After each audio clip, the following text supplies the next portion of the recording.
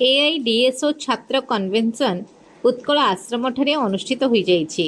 AIDSO Ganjam जिला सभापति निमाई चरण साहू कन्वेन्शन रे सभापतित्व करथिले।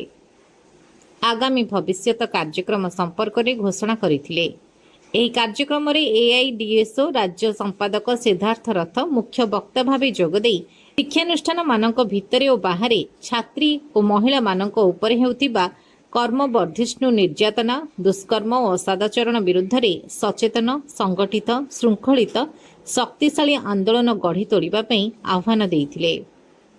एआईडीएसओ राज्य सभापति सोमनाथ बेहेरा अन्यतम वक्ता भावे जोगदे किपरि महामनीषींक जीवन संग्रामर शिक्षा नहीं छात्र छात्री माने निज जीवन को गढ़ी तोड़ी पारिबे से संपर्क में आलोचना करथिले।